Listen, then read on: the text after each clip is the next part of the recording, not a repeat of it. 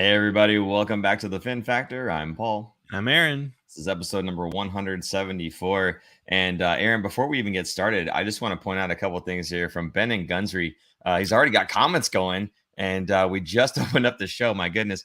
Ben wanted to know. He says, I've watched the previous episode the other day, and I can't believe Paul didn't even spend a split second to get on Noah, as about 4 or 5 games spam before last week. Guy tried so hard to score an empty netter and failed back-check defensively, only to deflect the puck into his own net. Finally scored a goal, but coach's challenge took it away. Poor guy just can't catch a break going his way. I was waiting for Paul to get on him last week episode, but it never came. Ben, 2 things. One, are you sure? I could have swore I've been pretty consistently on him, and that just seems like too much that I missed if that wasn't the case there. So maybe I'll have to rewatch that one too. If I failed after all that to not say anything about Noah Gregor, I apologize profusely. And the second thing, of course, is I deny all of everything I just said. Obviously, Noah Gregor is awesome and amazing, and I'll get to why I'm saying that a little bit later on in the show. Aaron probably knows what I'm talking about. But if you guys could, we would certainly appreciate if you could hit that like button, that subscribe button. If you're not already subscribed, to be awesome. The most important way that you can support the show, though, if you can hit us with that share, hit us with that retweet. If you're going to be enjoying the show, I'm sure your friends and family, they're Sharks fans as well, would love to come in and chat with us. So get them in here, get them chatting, get them talking. Would love to see that chat flowing, just like it was last week. Last week was a ton of fun, right, Aaron? Yeah, it was. We just stunk. That was great last week, man. We had some folks from New Jersey popping by, and speaking of New Jersey, of course, we'll recap a little bit the trade that went down with Timo Meier, Scott Harrington, Zach Emond, Sunseri, Hataka, Timur Ibrahim ain't gonna work here anymore, and a 2024 fifth round pick from Colorado going over to New Jersey, and the Sharks pick up Andreas either Johnson or Janssen. Both Randy Hunt and Brett Hedekin were kind of going back and forth on that one, but we'll say, what do you want to say on this show, Aaron? You want to say Johnson or Janssen? I think it's Janssen. You want to go with Janssen? Because Randy said Johnson. It could be one of those names where they just say, do whatever you want. Okay, good. So Andreas comes to the Sharks along with Fabian Zetterlund, Nikita Ohojchuk, I think I got that right, Shakir Mukhamadullin, and a 2023 first, a 2024 second that is conditional, as well as a 2024 7th round pick. I'm curious if the 2024 7th and 5th round picks that got swapped, if that was really necessary, or if they were just counting pennies at that point. That's the Joe Will special, man. He hoards those 7th round picks. Absolutely loves them. But he gave up a 5th and got 1 7th. I don't know. It's kind of strange. I'm sure they wanted a pick. They wanted something coming back. Yeah, for sure. So anything else about this trade? Because I know we talked about it last week. I don't know if you want to rehash any of it, but we covered this one last week. Good. So, I do want to say Anthony Sanchez says, personally glad Timo is gone. Oh man, I don't know are we glad that he's gone? Maybe. I don't know. I mean, I think glad in the sense that I'm glad the Sharks didn't sign him to another 8-year extension like they did with everyone else. So good riddance to the 8-year extensions. I think they're terrible for the team. I think really the only way that those would pay off in value is if you sign a 22 or 23-year-old phenomenal player, generational player for 8 years to lock them up until they're like 30, 31, then do their new contract. And at that point, get them for cheap. But it's so rare that I don't like the 8 years. I like the 3, maybe 4-year deals at most and see where you go from there. Problem with the 3 to 4 year deal is that somebody else is willing to offer 8, and then you don't get that player. So although 3-4 years seems ideal, sometimes you kind of have to go over and above. But looking at the chat here, at least we got Laura saying hi, boys. Debbie saying hi. All Anthony Sanchez. I'm sorry. Ben and Gunsry says hi, everyone. And he also says Timo has that punch me face. Okay. Taylor taking a little bit of exception with our show. He says, y'all, I love your show, but not when you go live. It's interfering with my bedtime. Don't worry, I'll sacrifice it for y'all. Hey, man, thank you so much for tuning in. We do appreciate you being here. David says he's loving Eklund. That's great. Eklund got in today. We'll be talking about that one too. It's not pronounced Baba Booey. Don't go there, Gransier. Okay, so the other trades that had gone on here, and again, we'll ask you guys to maybe give a grade later on. Don't do it just yet, but keep that in mind as we're talking here. From Anaheim, we get Henry Thrun for the Sharks 2024 third round pick. This is a guy that's got top 4 defenseman potential. You kind of likened him to a Mario Ferraro. Is that correct? In the sense that you're not the same type of player, but like think of quality wise, Mario Ferraro was drafted in the 2nd round. This guy, Thrun, was drafted in the 4th round, but we traded a 3rd round pick for him. So imagine trading a 3rd round pick or drafting a guy in the 3rd round, and you're going to get someone that's going to be playing the top 4, similar to Ferraro, where they can move the puck. They're not completely stone hands here. They can shoot and score some goals, but the only knock that some of the scouts had said, this is according to San Jose Hockey Now, was that his skating wasn't great. But I think we know of a place, right, that he could probably go to work on that skating. A place so amazing that if a professional hockey player went there, I'm sure they could tweak him, because it's a place that you could take a soccer player and turn him into a skater, perhaps. Of course, we're talking about Extra Hour Training Facility. If you've not checked out that episode number 172, please, after the live is done, forego even more sleep and check that episode out, because it is awesome. It's hilarious. You get to see this guy over here attempting to skate, and hey, man, no falls. And we had some surprise guests. I don't want to give everything away if you haven't seen it yet, but the surprise guests were actually pretty impressed with you there, Aaron. So were they? Yeah, I mean, at least sarcastically they were. Yeah. So that's something, right? No, they're being honest. It's a little bit Anyway, of something there. This guy, Henry Thrun, is not signed. So he got drafted by the Ducks. He's playing for Harvard, right? And if you don't sign the guys that you draft 3 years after you draft them, they become free agents. So after this summer, I think it's August 1st, he has to be signed by Anaheim, or he's going to become a free agent. And he let it be known to them that he will not be signing, mainly because Anaheim now is kind of, their organizational depth has kind of got clogged up with other defensemen that have kind of gone past him. So his path to the NHL is a little bit murkier. So it's the Sharks knew this, and this is the reason that they traded their draft pick for him. So it's funny, I didn't get the clip in here because it was so short, but Mike Greer was asked about, okay, what are the chances of you signing him? And he kind of like smirked, smiled, and kind of giggled a little. And he goes, I think they're pretty good. And he's like, we kind of, then he kind of like composed himself, and he's like, we're banking on that Boston connection, because he Harvard out in Boston, and Mike Greer's from out there, and he went out and played out there too. So there's a bunch of different ties to this guy. So Todd Marchant used to be the player development, I don't know if it's a coach, player development personnel for Anaheim. So he was brought onto the Sharks by Mike Greer earlier this year. So he knows him very well. And this is a role that the Sharks did not have previously. And essentially what this person does, what Todd Marchant does, is when a player gets drafted, they are constantly in touch with them, seeing them in person, being a mentor. Because Todd Marchant used to play for the Oilers and for a long time. I think he played for Anaheim too. But just getting that extra touch on those guys so that they feel like they are progressing and they're going to be getting to the NHL. You're kind of your higher end draft picks, your higher end prospects that will most likely be making the jump to the NHL.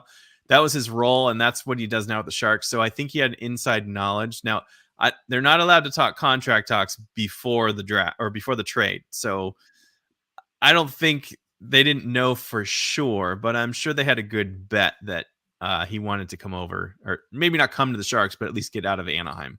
Because he did let it be known that he was going to be UFA. So I'm excited about this. I think this might be a little bit of an underrated trade here, that the Sharks are going to reap the benefits. Maybe not right away, but maybe we might see him at the end of the season after Harvard's done. For sure, he'll probably be at the Barracuda. Hmm. Might see some games for the Sharks at the very end of the season, depending on how late Harvard and Frozen Four and if they get there and all that goes. So anyway, what do you think? I'm excited about it. I think at first it was kind of like, okay, who, right? But then you kind of get the little bit of the scouting report on the guy, and it sounds like, for someone who's got like a top four potential on the blue line there.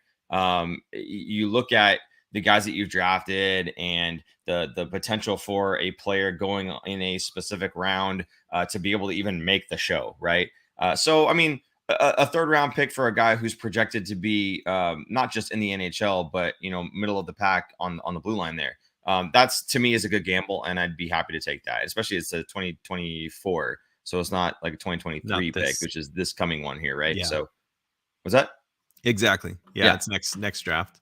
So I mean, again, happy to roll the dice, I think, on this guy, and I mean, obviously, time will tell. We'll see how it goes. I've got no other information on him whatsoever, so I'm assuming that the Sharks development folks and scouting department know what they're doing here. So, but again, it's a lot of change in the front office and everything. So there was a lot of success with the Sharks in drafting in later rounds under the management of Doug Wilson and Doug Wilson Jr. Now things are a little bit different there. So who knows in terms of what they're going to value, the things that they're going to see out of these picks. So we may not see that level of success with this current group of scouting staff. But who knows? I mean, again, for me, if there's a known quantity, that the guy projects to be about, that level of player, and you're willing to give up that third round pick for it, I say go for it. Because otherwise you're just kind of rolling the dice on whoever might be available, maybe not exactly your guy. So yeah, I'm happy with this, and I'm happy to see where it goes. Another guy who is pretty happy and makes me happy too, Noah Claxton. Nothing like a Fin Factor Monday night stream. Noah, thank you for always being here. I do appreciate you. Every time we have a show, man, he's in the stream. I love it. We've got a lot of people that are showing up all the time. I want to say thank you guys again for making this as much fun as it is. I love doing the live shows. I know some of you guys lose sleep for it, but it's definitely worth it. And certainly do love talking with you guys. Okay. Tampa Bay Lightning, Michael Eyssimont. Now, this is a guy that we picked up off of waivers. Winnipeg Jets put on waivers and the Sharks snatched him up. He came out, played really well with the Sharks. Not so much points wise, but in terms of hustle, all those the intangibles that you want from a player, the Mike Greer guys, right? And Eyssimont was exactly that, and did a great job coming in and showing that he has value, that he has worth, so much to the point that Tampa Bay wanted him. So Tampa Bay picks him up for Vladislav Nemesnikov. So man, all these names, man, it's rough. But anyway, those they get traded for each other, right? And then of course, Nemesnikov gets flipped to Winnipeg for a 2025 fourth round pick. So essentially what happened here was Winnipeg traded Eyssimont to Tampa Bay for Nemesnikov and paid the Sharks a fourth to watch. Right? I mean, that's what happened. It's kind of weird that that's how it worked out, right? Like they basically could have. Why didn't they just trade a fourth round pick directly to Winnipeg for Eyssimont? They probably would have actually traded him for less. Honestly. Well, I mean, they could have just traded the two players for each other and been done, but instead, no, I think because Eyssimont played, people got to see what he can do in the NHL. Yeah. Getting more minutes than he would have in Winnipeg, because the Sharks' depth is just not there. So, right. And he worked his tail off. And another clip I didn't put in here because I had so many Greer clips, but another one from Greer from the post game the other night, was asked about Eyssimont, and he said he did a tremendous job. He said Mikey played hard and he took advantage of his opportunity, and that made Tampa Bay want him, and good on him for doing that. It's not that he wanted to trade him, that Tampa Bay is the one that went out and reached out and specifically asked about Eyssimont, because Tampa Bay is so far up against the cap that they can only add players like Eyssimont that are very low level deals that are going to work their tails off. And that's exactly the player that they're looking for. So almost like another Barclay Goodrow situation from before. The Sharks got a fourth round instead of a first round pick that they did for Goodrow. Yeah, I mean, good on Mikey for showing the league essentially what he can do. Going from being a guy who is getting put on waivers to being traded to a team who's going to have a chance at contending for a cup. I mean, that's good on him for stepping up and showing the league what he can do, and not only that, for bringing the Sharks some value in the form of a draft pick in return. So absolutely great job by him. I kind of would have liked to see, if you were able to stay with the group. But I mean, who knows? Maybe he goes UFA afterwards. Well, actually, he'll be an RFA with them. Is that correct? I know he would have been a UFA with the Sharks had he stayed. He was going to be a UFA because that was another question. They said, Yeah. wasn't he a restricted free agent? Why would you trade him? And he said, no, he was a UFA. But he doesn't elaborate. Mike Greer says that. But everywhere else, like on Cap Friendly and everything else, it always says RFA. So, and then you know what Greer said? Don't always believe everything you read online, with a little smirk. Nah. Like Very nice. Now, you had some conversations on Twitter, I believe, regarding this player. So I originally had tweeted out amazing asset management by Mike Greer, turning a waiver wire pickup of Eyssimont into a 4th round draft pick. I thought that was great, right? Here's some cannon fodder. Nobody wanted this guy. He turns around, picks him up for free, and then ends up flipping him for a 4th round pick.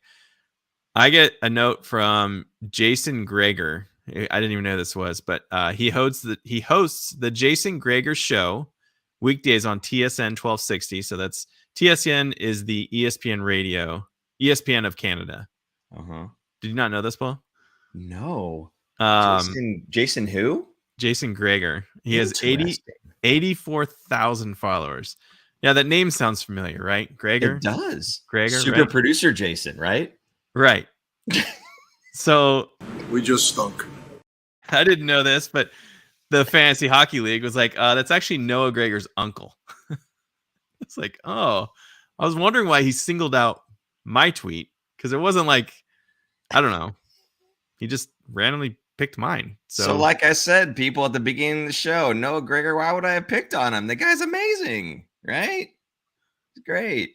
We went back and he forth. Doesn't go flipping through our episodes and listen to me talking, because holy. We went back and forth. It was very civil. It wasn't like we were getting mad or anything, but he basically thinks, why not keep him? He was playing well. The odds are the 4th round pick ends up odds are that the 4th round pickup being better than him would be incredibly low. And I said, you're right, but Mike Greer just said he was going to be a UFA, not an RFA. Right. And then he's just going back and forth saying the Sharks should have signed him. I'm like, I don't think the Sharks could have signed him. I don't think he wanted to stay here. Like, if he could prove to the NHL, like, Tampa Bay wants him, right? Like, yeah. And again, Tampa Bay went to the Sharks to get him. The Sharks aren't going to say, no, we're not going to trade anyone, or we're not going to trade Eyssimont that we got for free. We want to sign this guy to $1 million. Plus, by the way, for the people who don't live in the Bay Area or San Jose or in California in general, this is another reason I said to him, I was like, okay, he signs a $1 million contract here, or he signs a $1 million contract with Tampa Bay. Where's your money going to go further?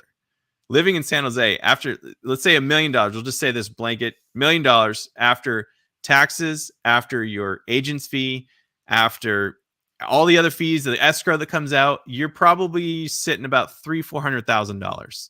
Not chump change. That's not bad. But for 1 year, you're not buying anything. There's nothing you can buy in San Jose. Yeah.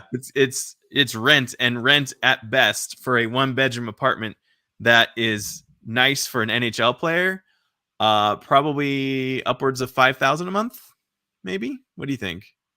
I don't know. All I know is that these comments are great. Anthony Sanchez, Noah's gone after this season, to just showed up on the screen. That's honestly is probably true. Ben and Gunsry can't even say that with the straight face, Paul. Yeah, I know. Is the sarcasm leaking through the camera? I apologize. Noah Claxton says Paul wants Noah Greger's jersey retired now to show his loyalty. Not happening. See, I disagree. I don't think Noah's going anywhere. Really? I think he's reinventing his game. He's been in the lineup for the last how many games? Yeah. Probably at least 12 games straight. Wow. Who's not been in the lineup for a lot? Who's been on the doghouse and barely getting any minutes? LeBanc. Yeah. You know what, LeBanc? What did we just say about Mikey Eyssimont? We just stunk. What did we just say about Mikey? He was playing. He showed his value. He got traded. Good for him. I don't think LeBank's getting traded if he's not showing his value. You know who might be showing his value, according to you? Noah Gregor. All right, listen to this. If teams are looking for that guy who's fast, he's going to bang, who can't put the puck in the net, but does everything else that you're asking him to do, Noah Gregor might be that guy for them, right? This is a Matt Nieto replacement. That's what I think. His future in the NHL is being a Matt Nieto. I think there's about 300 Matt Nieto replacements currently available. Not with that speed and not with that metric of entering the zone like he does. Lord. Hey, does anybody have a pedestal for sale? I think Aaron's trying to listen to this. I'm not saying he's better than whatever. Tonight's game, he had 11 minutes of ice time, almost 2 minutes on the power play.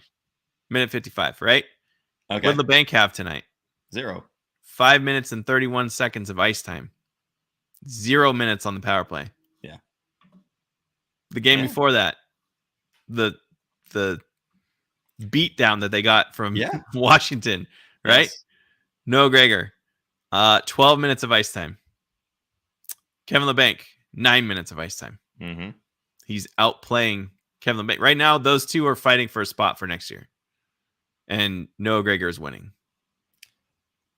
By virtue, even without the numbers, by virtue of just the amount that they get paid, Noah Gregor is going to win that battle. Yeah, and they're not going to have Kevin LeBanc sticking around with $4 million. But the fact that Kevin LeBanc is an RFA going into next season, they control him. Sure. I think Kevin LeBanc, I wouldn't be surprised he's gone. He's got one more year left at 4.7. I think they can both go, and I'm not going to be too sad about it. That's my take. What do you guys think? Go ahead and put that in the. Well, okay, LeBanc's the new father. I'm sorry, Kellen. Anthony Sanchez. I have to be kind. Maybe Noah Gregor has a kid. Fourth line Gregor is the best Gregor. I agree. Yeah, absolutely. I'm fine with that. Yeah. No, I 100% agree. You can't. This is the guy that they tried putting on the second line and just didn't work out. I didn't know this, but he can't. Did you see this with Anthony Sanchez? What's that? Aaron, Sharks pay for home rentals. Players who get paid $1 million and less get free rent. That's awesome. I didn't know they did that. Yeah, I bet that's to get those people to come over here, those players, because it's very expensive. I mean, you would think that the ability to go and reinvent yourself and get ice time in a city where there's positions available should be enough reason for a guy like Noah Gregor, a guy like Mikey Eyssimont, to kind of want to come here and show other teams what they can do by getting the ice time, right? But that is a pretty sweet perk. So, Aaron, when you're done training with Kathy and you make it to the NHL as a fourth liner, I'll sign a 1-day contract. Something to look forward to. Get on with it. 3-way trade with Montreal and Pittsburgh. Sharks trade to Montreal. Bonino, Tony Sund, a 2024 5th-round pick. Pittsburgh gets Nick Bonino after salary retention by Montreal, and the Sharks get Arvid Hendrickson, a 2023 7th-round pick from Pittsburgh, and a 2024 5th-round pick from Pittsburgh. Yet another Joe Will special here. You got it. Sharks trading their swapping 5th-round picks, essentially, and picking up a 7th in the process. And that 5th round is conditional if Pittsburgh gets to the conference finals, which is doubtful. Could happen, but doubtful. Mm-hmm. It jumps to a 4th-round pick. Now, Nick Bonino is very familiar with Pittsburgh. He won a couple cups there, one of them against the Sharks back in 2016. So a lot of people kind of dumped on this trade, thinking that they should have gotten more for Bonino. And you know what? There probably was a better trade for Bonino in terms of the return for the Sharks. However, Mike Grier did not want to do him dirty like LA did with the Jonathan Quick, right? Right. I don't know if you're familiar with what happened to Quick. Yes. I forget. It was Columbus, right? He got traded to Columbus, and they told him on the plane on the way home from the game. So he's on a cross-country flight going back to LA, only to get on a plane the next day to go to Columbus. And then gets traded again from Columbus to Vegas. Guess who's going to have a chip on their shoulder when they play each other? Oh, yeah. If they end up playing in the playoffs against each other, which could happen, that is going to be a series to watch. There's going to be a lot of angry Jonathan Quick slashes of every player that comes near the crease. He goes from ugly chrome helmet to ugly gold helmet. Is that an upgrade? I don't think it is. We have a clip here, but before we get to the clip, I do want to go back in the comments just a little bit because there's a couple funny things here. Banker and Noah both stay. Why we just stunk. Ben and Grungy says. Lundy, hey Lundy, how you doing, buddy? Kevin LaBankrupt. Anthony Sanchez says Banker's gone after this year. Taylor Kearney says LeBanc is a wanted criminal. Absolutely robbed the Sharks over his actual work. Oh, excellent! My goodness. Yeah. Anyway, I just wanted to say those few comments. Back to the trade with Nick Bonino. Yes, absolutely. If there's one thing that's consistent between the Sharks GMs, Doug Wilson, going on to Mike Grier, it's that they haven't been doing players dirty, as you've just mentioned, right? They're doing the right thing for the player, especially for a player with a veteran record like Nick Bonino. This is someone who's very well respected around the league, but also just in the Sharks locker room. He's done so much for the younger guys on that team, setting the locker room, the tone in there. So I think they have a lot of respect for him. They wanted to do right by him. So why don't you set this clip up and we'll get on with it, I guess. Sure. This is Mike Grier. The question was kind of asked about the Bonino trade, if there was how much interest there was around the league for Nick Bonino, and if there was basically a better offer on the table than what the Sharks got from other teams. So here's Mike Grier in his words. Oh yeah, there was a handful of teams that had interest in Nick, and rightfully so. This time of year, that's what you're looking for: the character and that playoff experience, and someone who can play in all situations like him. So there was interest, but we tried to do right by the player and put him in a situation that he wanted to go to, and in a familiar coach, familiar place. So he's got a lot of good memories and a lot of good friends on the team. So once Pittsburgh really got involved, I think that was probably going to end up being the best outcome for him. Was there more lucrative offers maybe elsewhere? But did you? Well, I mean, there was interest in him, but like I said, we wanted to. He's played long enough. We have a lot of respect for him, what he's done in here with the group and the young players, and kind of helping establish the standard and identity in the room that I think he deserved to kind of have a say in what he wanted to do, whether that was go or stay or which team he wanted to go to. Class act right there, man. Yeah, helping out Bonino. So yeah, it helps the Sharks. Maybe another deal would have helped them a little bit more, but not enough to sway that. So he's now going to a cup contending, maybe not a cup contending team, but a playoff bound team in Pittsburgh, somewhere that he's familiar. He already has roots there because he lived there for many years. So a lot of friends and family, because again, there's the human aspect of this. He's going to have to uproot his family from San Jose and move back to Pittsburgh where they've lived before. So another trade here is kind of a smaller one. Scott Reedy goes to Dallas for Jacob Peterson. And this guy is somebody who's probably most likely going to stay in the AHL, it sounds like, but another minor transaction. Aaron, was there anything about this trade in particular that you were wanting to say here? Or this is another trade. It just seems like this is to make the Barracuda better. This isn't really so much for the Sharks, but building from the ground up. When you're making your AHL team a winning team, they're going to get more experience playing in the Calder Cup and the other playoffs that they do. So this will make their team better, bring on a scorer that probably gives them room to bring up Eklund to the Sharks without hurting the Barracuda too much. And another thing that Grier had mentioned was they don't want to pillage the Barracuda to fill the roster for the Sharks. Another couple quotes, I guess, was from Grier was sorry, I'm looking ahead here. James Reimer, just the next one. James Reimer, there's a bunch of news. They interviewed James and they said he was a little disappointed they didn't go to contender. They asked Grier about it, and he said that it was a tough market, not in the right spot or place for him to go, especially after Quick and Corpusalo got moved. So there was less need for a goalie around the league. So yeah, and then I'll get into a little bit more other stuff, but there's the human elephant, human element of trades and how it affects players. Sorry, elephant. Did you say human elephant? Human elements to the trades. I need more coffee, clearly.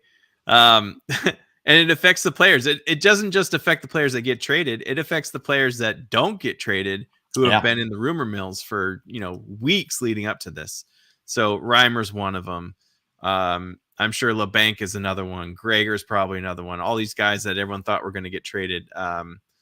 Barabanov was another one, although he continued to keep playing well, but maybe because he doesn't speak English very well, so he didn't really understand all the trade talks. But that's a joke. I didn't mean that meanly. Don't be mad, Alex. Anyway, Aaron, I'm the funny one here, okay?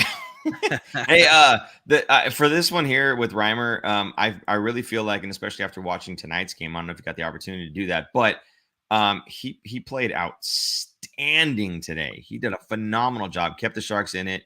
Obviously, we didn't want them to be in it, but I see he didn't get the memo. But I mean, he was standing on his head pretty much the entire night. Several saves of the spectacular variety, the sellout variety. Now, some people might say that, hey, that's kind of what you don't want from your goaltender. If he's in good position, he shouldn't be sliding all over the place, 100%. But when the puck's pinballing all over the place, I mean, this guy was just he was tracking it down, and he did such an amazing job in net tonight. They end up picking up the win. We'll talk about that a little bit later on. But I honestly do feel that, especially after a performance like that, some of these teams are going to be kicking themselves for not going after that insurance in net.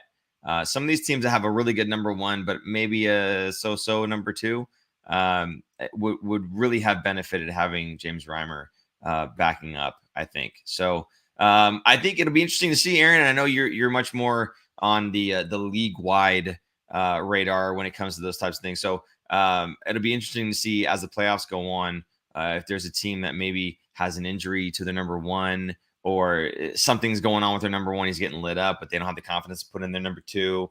If a team like that might have done well to pick up James Reimer instead. So we'll keep an eye on that one too. Yeah, exactly. I think someone's going to get hurt between now and when the playoffs start, and people are going to be like, oh man, we should have got James Reimer. Yeah. Anyway, okay, so now you've got another clip here from Mike Greer that's talking about organizational depth. Yes, he mentions because a lot of these trades and a lot of the players added, think about it this way. How was the organizational depth at defense at the beginning of the season versus now? Who was the top prospect for defense? The beginning. Ryan Merkley. Mm-hmm. Which is scary because he was terrible at defense, great at offense, but not very good defense, and was so raw that he's still not even making the jump into the NHL yet.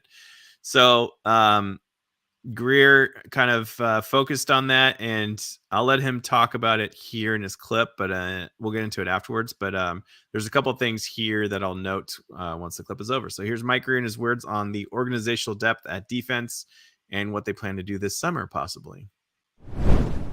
Well, I think I think the Timo deal kind of pushed us forward, and then even adding Henry Thrun the other day. I think we've been able to kind of retool the depth on the defensive side of the prospect pool, and I think that goes a long way to getting us back to where we want to be. I think we believe in those prospects: Henry, Shakir, Nikita. I think I don't think Nikita got really talked about too much about being part of the deal, but he was a huge part for us.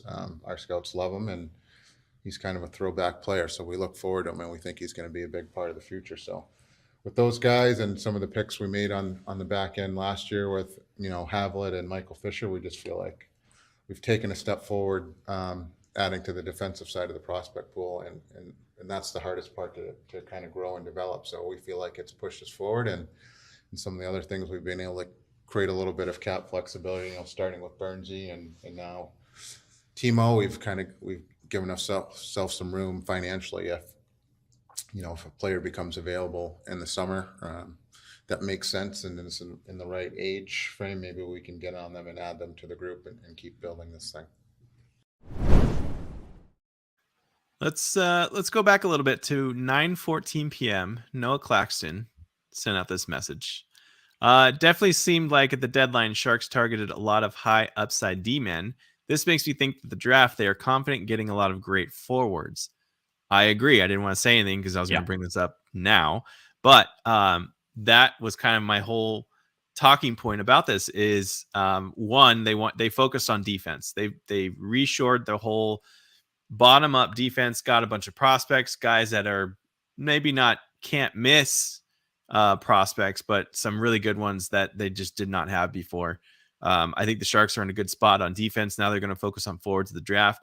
To me, it sounds like they're probably going to focus on goaltending next. I don't think it was in that clip. He said goaltending. No, he says this several times. He says there's only 2 or 3 teams in the entire league that is happy with their goaltending. And everyone's going to be looking to upgrade their goaltending this summer, just like pretty much every summer.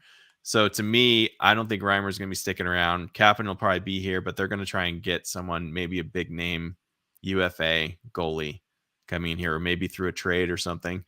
So I think they're going to be focusing on that. I wouldn't be surprised if we see them kind of draft a higher end goalie in this draft, maybe next year's draft. But yes, there's so many forwards this year, especially in the top 5, which the Sharks are most likely going to have. They're going to be adding some really good forwards in this year's draft. Absolutely. And I think it was when we had Graham on, he was talking about there's not many solid defensive prospects this draft. So I think what they're doing is absolutely perfect, right? You get all these guys who have upside. You bring them into the organization. And what was one of the main departments that Greer bolstered? It was the development department, right? All the player development roles that he's added. So for them to be effective, you've got to have players that are worth developing. And I think these guys are, like you said, maybe not 100% hit, but they're the guys that if you give them that development, you put that time into them, they might hit, they might turn into something. So I think they've done a great job of bringing in all this defensive, all these prospects, right? There's a lot of promise there. And then you, like you said, you're going to draft forwards because it's a little bit heavier on the forward class for this draft class, I should say. So, you have that 1 year, right? Till the next draft where it's supposed to be a little bit more defense heavy. You've got that year of development with all of these younger defensive prospects that you just brought into the system to see which ones are probably going to work out, which ones are probably misses. And from there, you have a good opportunity to go, okay, what's out there now that we would want to bring in? Are we looking more defensive? Are we looking a little bit more offensive? What are we looking for our blue line? And you can draft that type of a player, right? So I think they've thought this out, and it kind of makes me feel like the turnaround for the Sharks here, maybe they're aiming a little bit sooner than later, because they've really seemed to have kind of thought out when they're going to be developing which players and which drafts are going to be heavier for what type of talent. And it will be interesting to see when they start going after goaltenders here as well. So, but again, for me, I think Greer's done a pretty decent job so far. I mean, again, there's a lot of players like this Ohojchuk, for instance. No one was talking about him at all, but he's supposed to be kind of like that Shimmick type player, right? So, I mean, if we get another one of those guys that actually sticks in the lineup, it could be good for the Sharks going forward. And again, that's the type of player that Greer likes, that Shimmick type of guy. Was a guy who's ready to hit and bang and is going to work hard, right? Whenever he is in the lineup, he's going to be doing that. So, if Ohojchuk is that type of player, I'm sure he's very happy with the guy that he's got, or the potential that he has. Again, with so much resources going into the developmental side of things. That's what you want to do. You want to get guys that are worth developing. And I think feels that he's gone out and done that. So, Aaron, we've got a roll call here. And we talked a lot about all the things that Mike Greer did here. All the trades that went on, all the little pieces that he's starting to put in place for the future. It's not going to pan out right now, obviously. Probably is not going to pan out for next season. But, shortly thereafter, I feel like the development of these players, these young prospects, that he's brought in, and the drafts, the draftees that they'll be bringing in for next season as well. I think we're on a pretty decent trajectory here. So I guess the question here is where you're watching from, of course, but then also what grade would you give Mike Greer and for everything that he's done so far, I guess, for the trade deadline? Aaron, do you have a specific grade that you would give? I know we've talked a lot about, I don't know how much you've actually thought about giving a letter here, but what would you say? I give him a B, maybe a B plus here. I like if he got some high end prospects, and I know a lot of people are disappointed with the return from New Jersey, the New Jersey trade, but to me, what he looked at is instead of getting one star player coming back from Meier, getting several players back that will be good pieces. And I think he kind of has to do that in order to do this rebuild. And he doesn't say the word rebuild. It's a rebuild. This is absolutely a rebuild. He's not dismantling the team and doing a fire sale and doing it all at once. And he even said it during these quotes here that we pulled during that press thing. Not even a press conference, just a interview.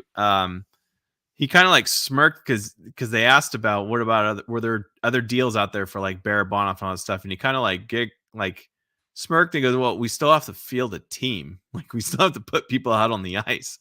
So yes, I think there were trade offers, but he kind of like realized like, wow, this is too much in a way. Losing too many pieces, the team would be completely dismantled and be garbage. He still has to sell tickets. So yeah, I think he did a decent job. I think everyone's expecting to see that Joe Thornton trade kind of deal. You know what I mean? Like waiting for the big home run that he's going to have to solidify his tenure as the GM of the Sharks. But I just don't think that's coming yet. And I don't know if it ever will, but I don't know. I think a B. I'd say less than a B plus, a B for me. How about you? Oh man.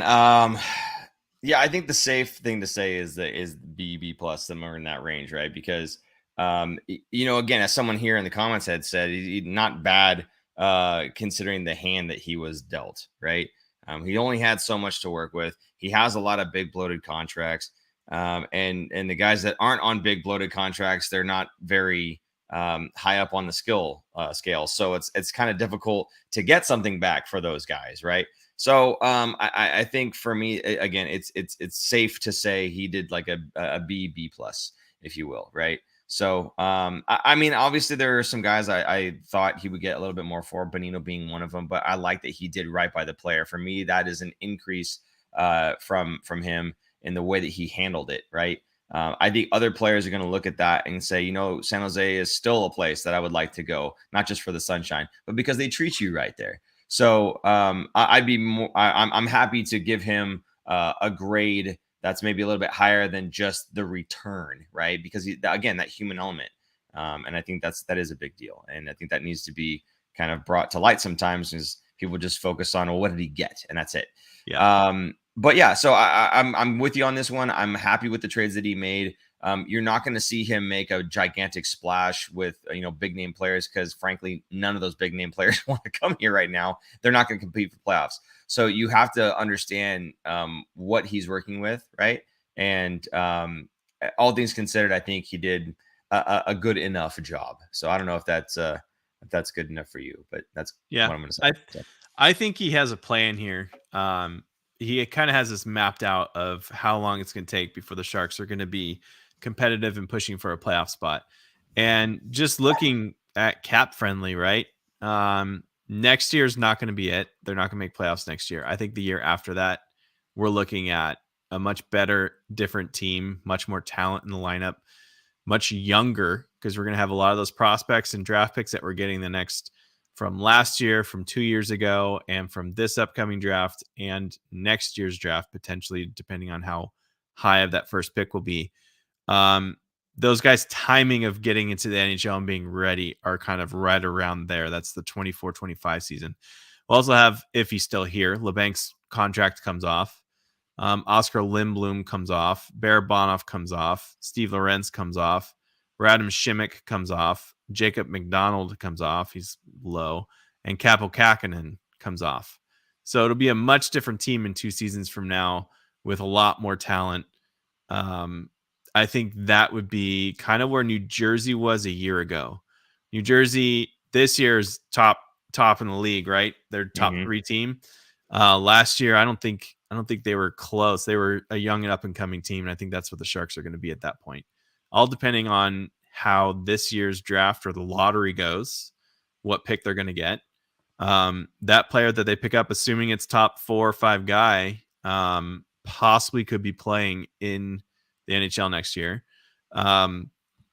And then the following draft, depending if that's another top 5, top 10 pick, that's a guy ready to play in maybe 1 to 2 years. So it's looking better. Who knows what they can bring in? And he did kind of hint there in that quote that I had that they're looking to fill in a spot with the UFA this summer. He didn't really mention the spot. I don't know if it meant goalie or if he meant forward, defense, something, but he's looking to go into the market. So it's going to be a very different team in the coming years. It's a rebuild, but it's kind of a slow rebuild. I wouldn't say retool. I think it's more of a rebuild than a retool, but it's also kind of a hybrid of the two, because he's not just fire sale, everyone must go, Couture out of here, everyone with a big salary, you're gone. He's not really doing that. So the Sharks are still entertaining. They're still competitive. Look at tonight. They beat a top West Coast team. They tied it with 7 seconds left or something like that. So it's exciting. Something. What was it? Like 10.2 or something. Yeah. It's cool. Anyway, there's a plan. And I feel like it's different than it has in the past, because with Doug Wilson, the Sharks were almost always on the top and just adding and retooling here and there, and staying around for so long and making playoffs. And now the Sharks are just not doing that. And it took them a while to kind of finally admit where they are and get things going.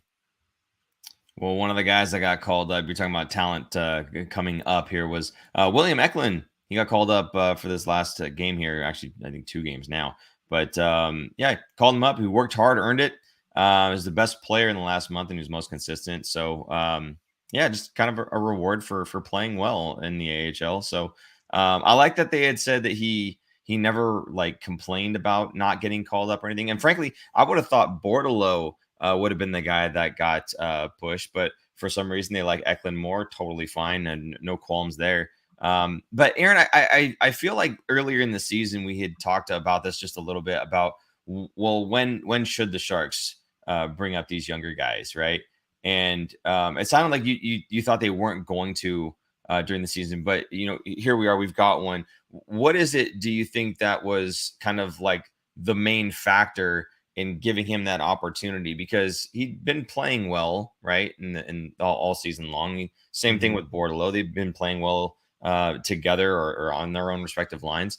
But what is it about now, like right now, right at the trade deadline, that he gets the call up? Why do you think that happened? I think there's a number of factors. One, the Sharks need to sell tickets. There's still almost 20 games left, right? Less than 20. They need to sell tickets. People aren't going to want to come because Timo's gone. Their leading scorer's gone. Now William Eklund gets called up. They're saying, ooh, I want to see what this kid can do. I want to go see him play. I want to go in person and see him. So I think that's a small part of it. I'm not saying that's the only reason. They want to reward him. And this is exactly what Greer said. He said he worked hard and he earned it. He's the best player in the last month and most consistent, which I think was a key word there. It was a reward for him. He's never complained or asked them to get called up. So they're rewarding him. And I think they're showing the other Barracuda players, like, look, you work hard and you do what we're telling you that you need to work on. Good things will happen. Now, very interesting here. This was asked of him, and I didn't realize this, but the contract situation of Eklund, if he plays less than 9 games this season, his contract will slide again another year. So do you think he's going to get past those 9 games? Because I don't. It's tough. I honestly, should he? Probably not. I would probably prefer to see it slide. Having said that, when we're talking about Bordelot's contract doesn't slide. They had him signed and play for something that they did for when they signed his contract. Essentially, he burned a year of his contract. So I don't think they're afraid of that. Although, again, I think that was before Greer, obviously. So different strokes, different folks. Who knows? But I mean, I think it should slide. Now, if that makes him unhappy in some way, shape, or form, then okay, maybe you start having that as a consideration. But it'd be better to keep that.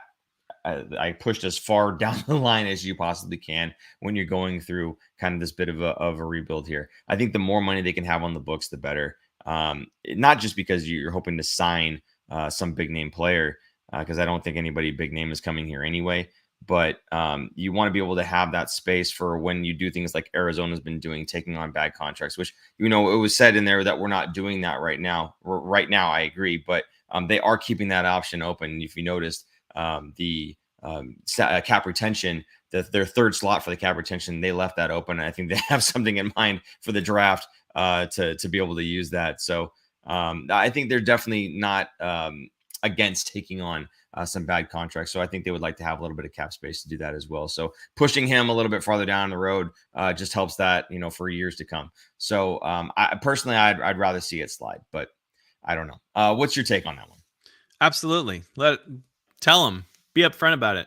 I wouldn't sugarcoat it and say, hey, look, we're gonna bring you up for 9 games. I want to see what you can do. We're gonna put you back down, but it's not a demotion. It's purely paperwork to keep us under the cap, so that when your entry level contract is done, they're still going to be able to afford them and play. And I'm sure there's some long term planning there.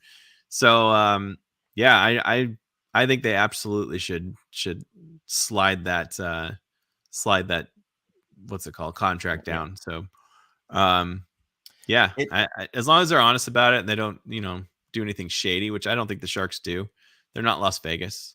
We're San Jose. We're not Las Vegas. They don't do shady stuff. So I'm fine. I have to say, though, for the Barracuda, and Greer said that he wants them to experience playoffs, Calder Cup playoffs. Mm-hmm. It is kind of curious pulling your best, most consistent player off of that roster.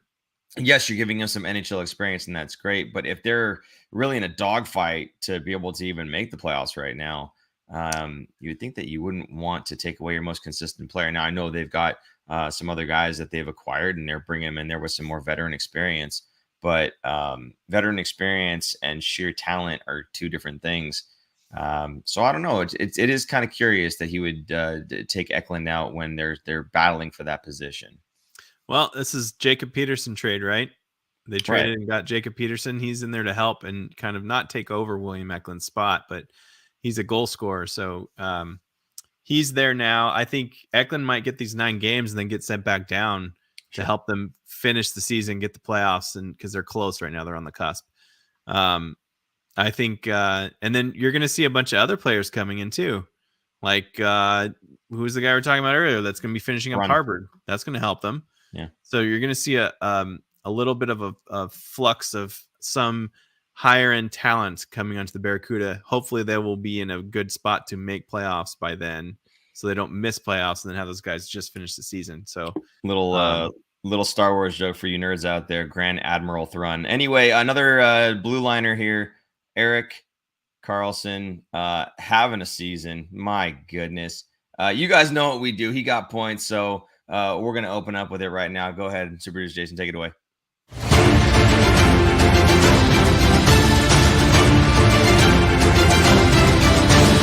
Ahar, matey! Classic. It's a great one. 4 games played. I think you're talking about the stats for this week, right? Just the week, yeah. Just the week. 4 games played, 5 assists, a -4. Who cares? 14 shots on goal. Again, 5 assists. That's still over a point per game. And on the season, he's well over a point per game. So he's got 64 games played, 19 of which are goals, 19 goals, 63 assists, 82 total points. Only a -6 if you like the plus-minus stat. Only a -6. Think about how many empty net goals they've given up this season. Tons. You take all those out, he's a positive player. If you're a big plus-minus person, which most people these days are not. No. So, plus-minus. As long as it's close to even, I don't really care. But at 82 points, he could literally go the rest of the season with nothing, goose eggs, and he's still a point per game player. Yeah, he is in the league for scoring defenseman. In fact, he played against Morrissey, who's in second place tonight. Morrissey got 1 point. He got 2. He said, I'll double you up. He is 15 points ahead of Josh Morrissey. There's a chance if Erik Karlsson got hurt, he would still be beating out Josh Morrissey by the end of the season. Yeah. It's crazy. He's also 6th in overall in scoring, including all the forwards. So 6th in the league in scoring. It's crazy. I wanted to look this up. This is his total stats as a Shark, Erik Karlsson. Because, he had a couple seasons where he played but was hurt and didn't do very well. Still, 275 games played, 46 goals, 178 assists for 224 points. That's 0.81 points per game. Close to a point per game. Almost guarantee that he's going to score when you go to a game or watch him. This season, for sure. Yeah. You should watch him because he's going to be on the score sheet. Anyway, just amazing. I think he's fantastic. I don't know if he will be here next season. I think that could possibly be a giant trade that we see in the summer, maybe at the draft, maybe afterwards. Who knows? Just throwing that out Certainly there. not me, but what I do know is we're going to have a closing part of the segment. So, producer Jason.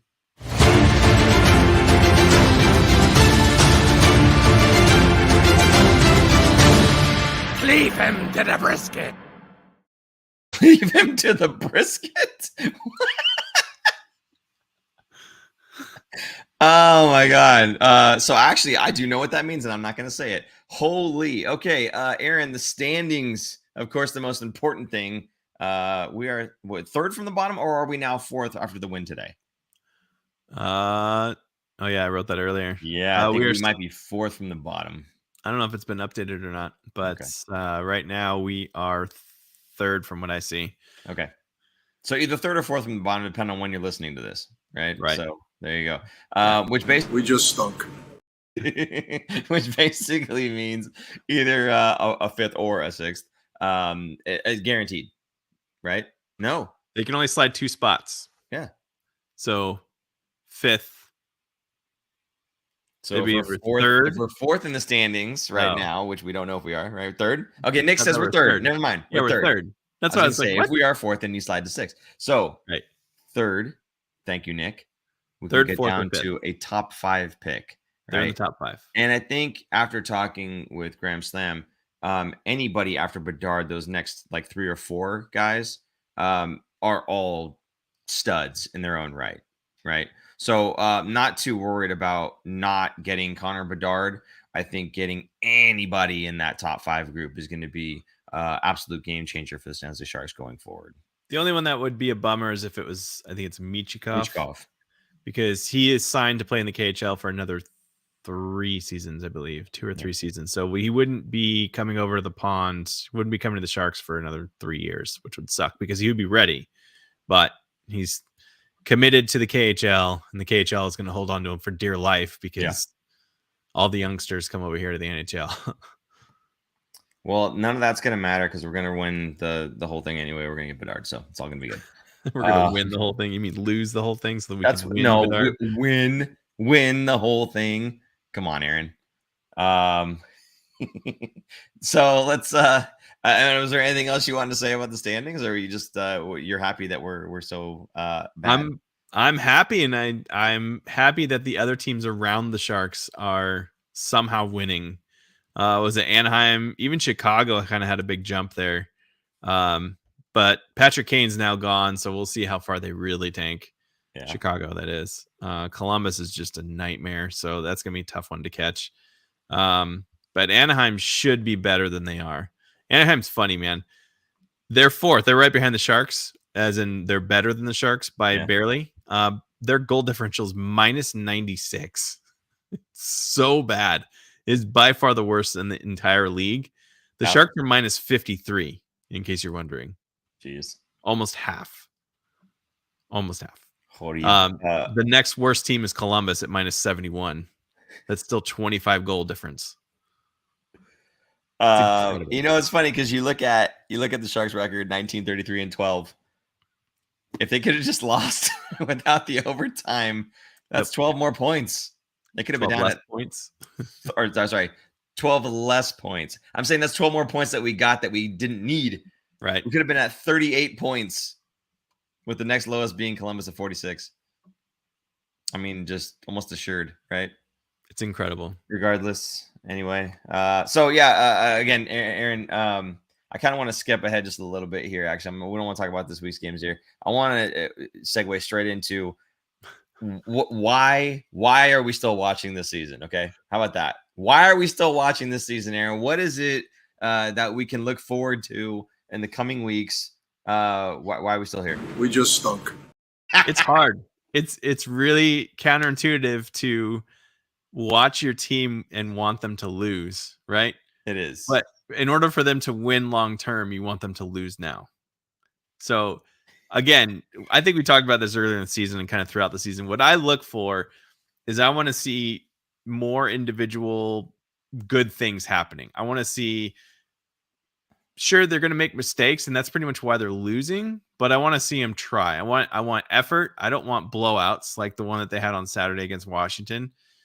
Not so much those. I want closer games. I want them to feel like they were competitive. I want them to walk away from the game thinking that we played well and just couldn't win.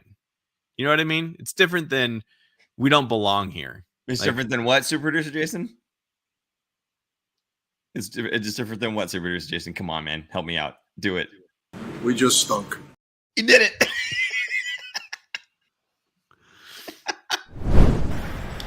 Oh, I can't lie. It was, a lot less,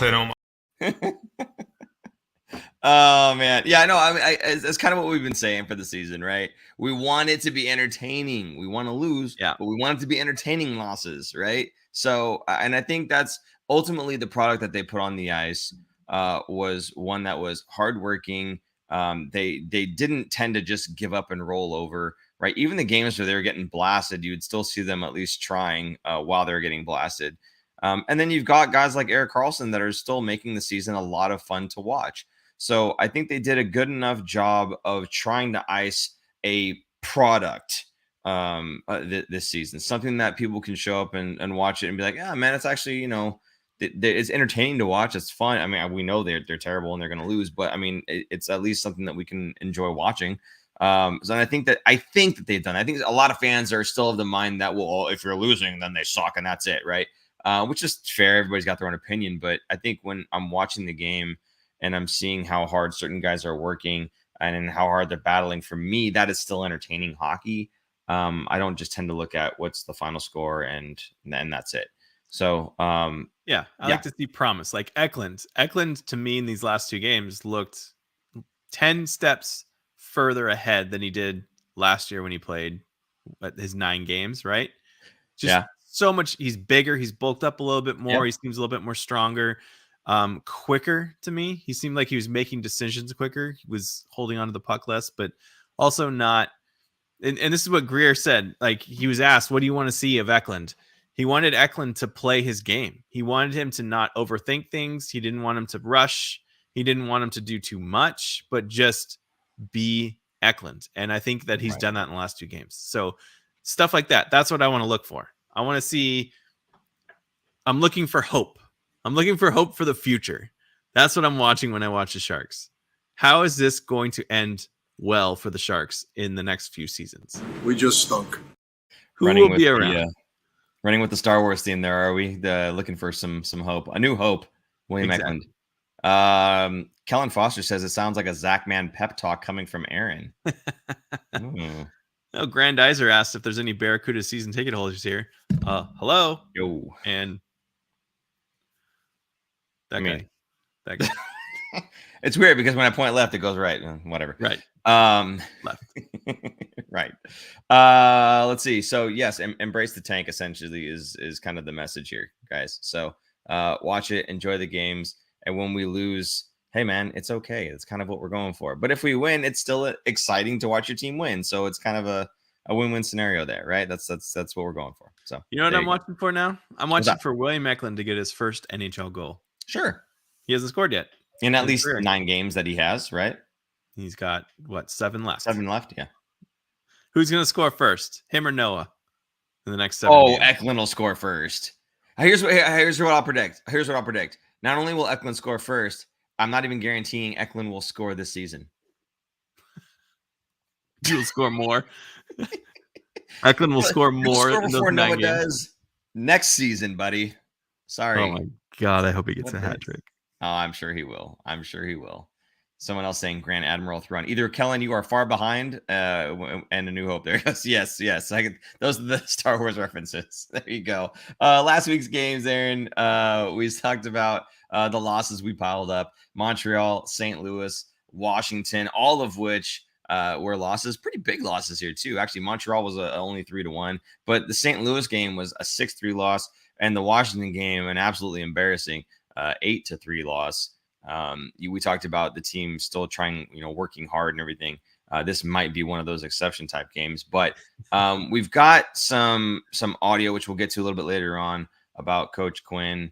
I really wanted to do a video clip and just have it be silenced and have me do bad lip reading voiceover, which I think the chat would have loved that, but we couldn't do that. It's okay. But again, Eklund gets called up. He gets a power play assist in this one.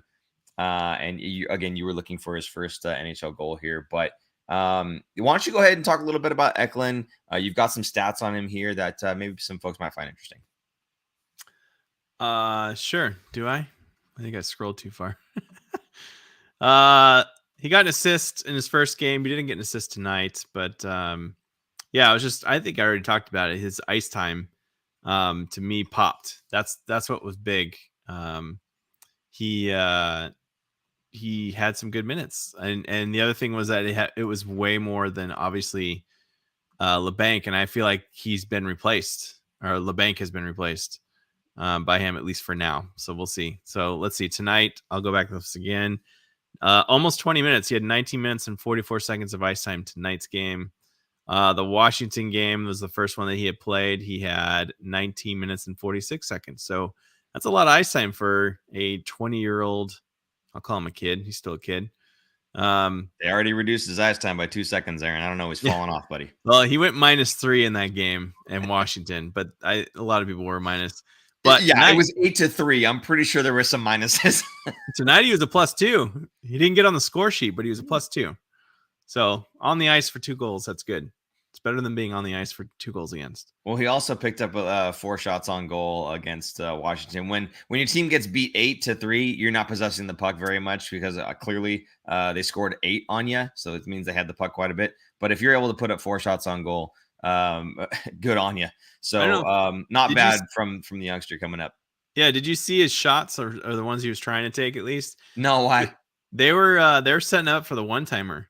So the opposite of, he's a left shot. So opposite of Ovechkin, he was in that face-off circle and they were feeding the puck like crazy, trying to get that one-timer off.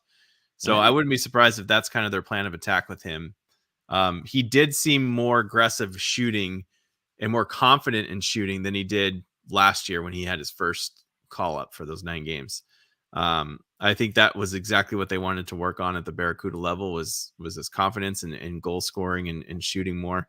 And I think he looked good. I was trying to get a quote. There was a 2-minute post-game conference, and his quotes were less than like 10 words each. It was absolutely useless. So I couldn't pull anything. There's no good quotes coming from him. But to me, he's Swedish. He sounds exactly like Erik Karlsson, the way he talks. Erik Karlsson. You ask Erik Karlsson a question, what's the first thing he says? Yeah, no. Yeah, no. Or no, yeah. Same thing. Exact same thing. It's crazy.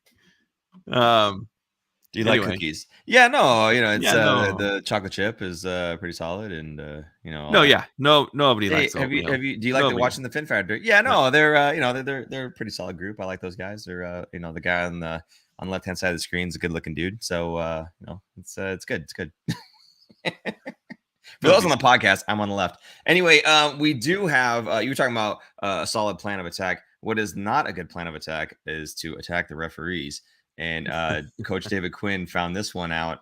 Although actually there hasn't been a fine or anything just yet, at least not that we've heard. At least I'm surprised. I didn't look that up. I would be shocked. But while we're not going to show again the clip, I really want to do the bad lip reading. While we're not going to be able to show that clip to you guys, we do have the post game interview where Coach Quinn is addressing his tirade, we'll say, to the referee. So super producer Jason, can we play that audio? We just stunk. We stunk on the power play, we stunk on the penalty kill, we stunk 5-on-5, our forward stunk, our defenseman stunk. We just stunk. That's not the clip. That's not the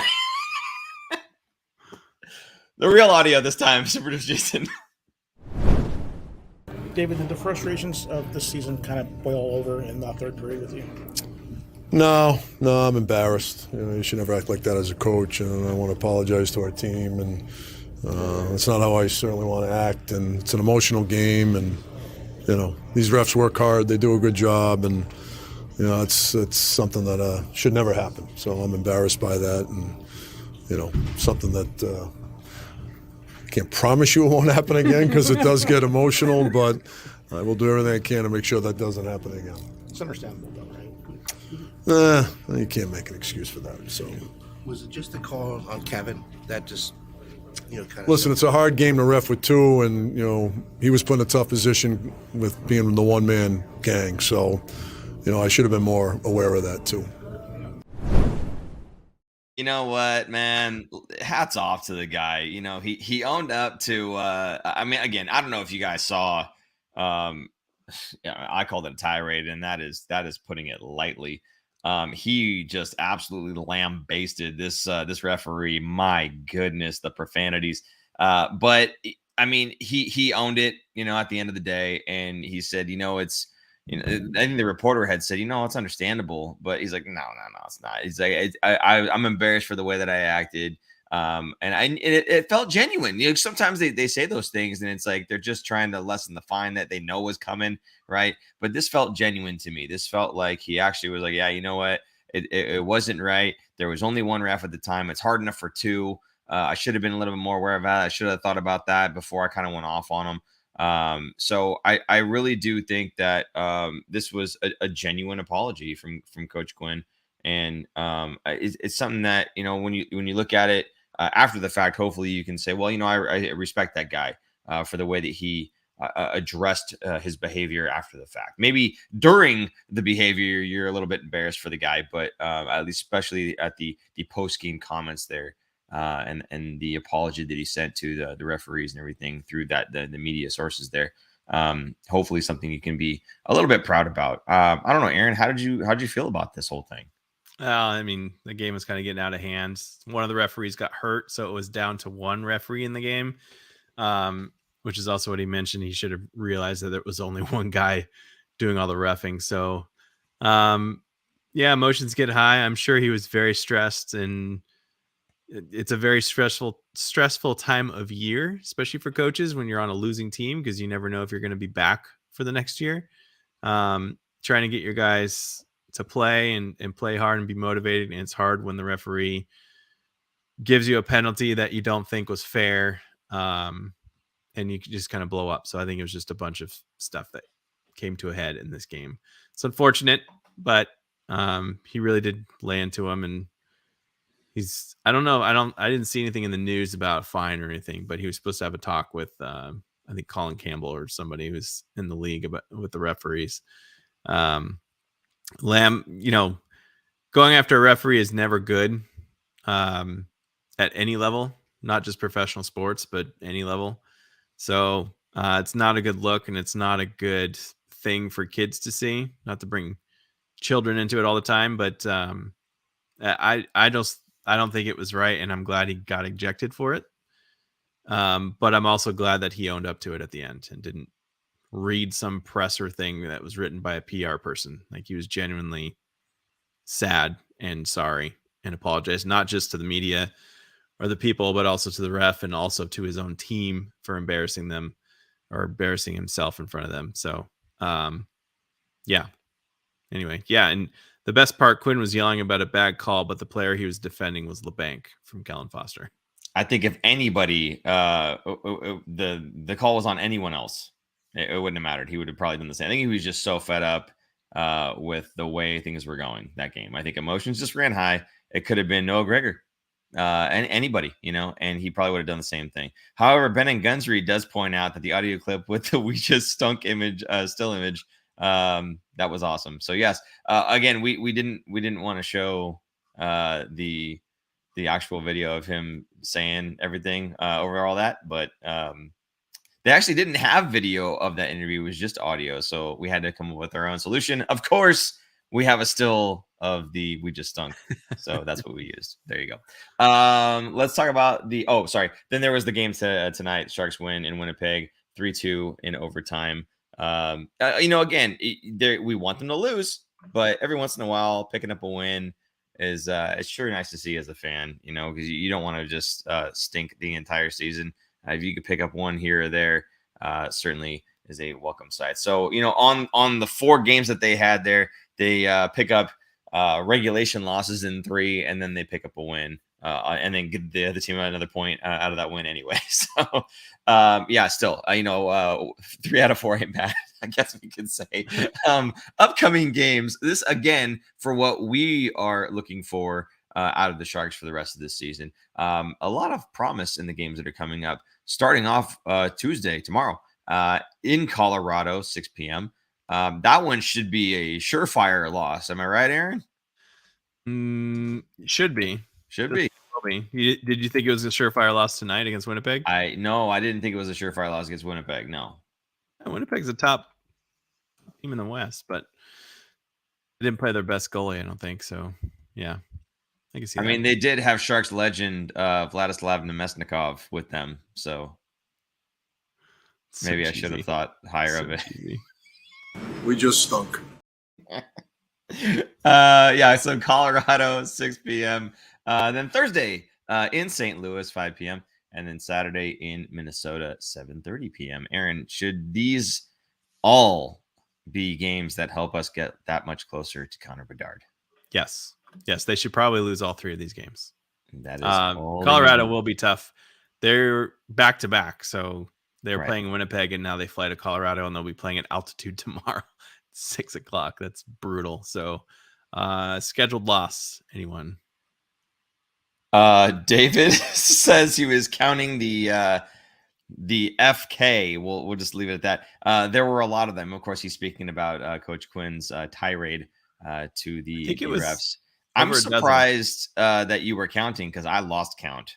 I'm not even sure I can count that high, to be honest with you. I think it was over a dozen. It was 12 or 13 or well something over like a baker's dozen, my friend. Yeah. So, Nick is saying Saturday's actually at home. Yes. My bad. Sorry. That's supposed to say versus Minnesota. Okay, sorry. That's Aaron's bad then. Whatever. My bad. Playing against his old team, old Vladdy, that 1-day contract. You got it, Kellen. Let's see. Speaking of games at home, Aaron, we've got Saturday, March 18th coming up is Silicon Valley Pride Night at the Tank. Do you want to go ahead and take this one away? Sure. Saturday, March 18th against the New York Islanders. They're selling tickets for the Pride event, and that will get you into where is it? I'm blanking. Sorry. There's a pregame reception. We went to this. I can't remember if it was last year or if it was 2 years ago, but we went to it. It's kind of cool. You get to go down at basically the ice level. There's a little room. I don't know if it'll be the same room, but I'm guessing. And there's a little reception with some food. You get to hang out and have some drinks, meet some people. You get a cool Pride hat, and then you can choose either the upper level or lower level for your seat. And a portion of the tickets are going to go to the volunteer-run nonprofit organization Silicon Valley Pride. And after the game, everyone gets to go on the ice around the face-off circle, and they'll take a giant picture. And you can see it kind of in that little.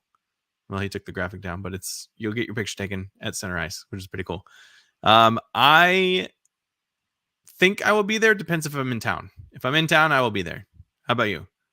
I am probably not going to be able to. We've got a whole lot of stuff going on with 10A Cougars hockey.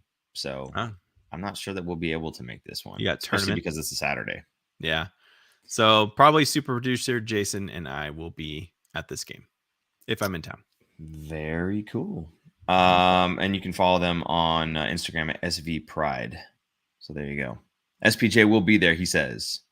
Oh, and he's put the link for the tickets. If you'd like to, it's in the chat. It should be also, if you're not watching live, down below in the description. You can click right there. It'll take you right to get the tickets. Perfect. Okay, there you go, guys. I think that's the show. My goodness, an hour and 20 in. Hey, guys, thank you so much for sticking around. I know we're a little bit long-winded here, but and you guys are foregoing sleep as someone mentioned much earlier in the show. But we do appreciate you guys sticking around with us so much. Again, there are lots of ways you can support the show, one of which is through super chat function. You can do that, or you can go to Venmo at The Fin Factor, and you put comment in either one of those. And if it shows up on the show, we'll go ahead and read that out live to you guys. Of course, that does help support the show as well as going to thefinfactor.com. We can pick up hats, shirts, water bottles, fanny packs, sweatshirts, all kinds of stuff. We have tons of swag that's there. So if you'd like to support the show that way and also get something back in return, that is the best place to go. Aaron, do you have any other last comments that you want to pull out? Any last things to say to people? No, just go Sharks, but don't go too bad, too good. Lundy says just beat the Wild. And well, Lundy, I disagree with you, my friend. We have to lose to every team we possibly can. In regulation, the 12 points, buddy, we would have been so far behind everybody else if we just lost in regulation. We just stunk. Even when we stink, you know? Goodness gracious. Kellen Foster, I'm going to end the show with this comment right here. Great show. Hey, Kellen, we appreciate you, man. You're one of those guys that's always here every single time. You make this fun for me and for Aaron, for Super Producer Jason, and for everybody else in the chat. So, again, we do appreciate you guys popping in with your comments, just making this a good old time. Again, the season has kind of gone awry, but we're doing the best we can, and we're sure happy that we can share our misery with some other folks and maybe make it a little bit of fun for you guys. So there you go. Aaron, last comment. You good? Kellen is also in our fantasy hockey league. Okay. So we talk a lot. Kat says, bye, boys. Always fun listening to you. Bye, Kat. Thank you so much for being here. And for the folks on the podcast, we don't see your comments most times, and there's really not many comments there, but we see that you're listening. So again, thank you guys for listening as well. For Super Producer Jason, I'm Paul. And I'm Aaron. And we will see you guys. We just stunk. Next week. Next week. It always gets me, man. Bye-bye. Bye. Thanks for tuning in. If you like this episode, check out our other content, especially interviews. You can interact with us directly through social media at The Fin Factor and on Instagram at Fin Factor. And don't forget to join our live streams on YouTube. Visit our website at thefinfactor.com, where you'll find all of our episodes as videos or podcasts. You'll also find our exclusive merchandise to help support our show.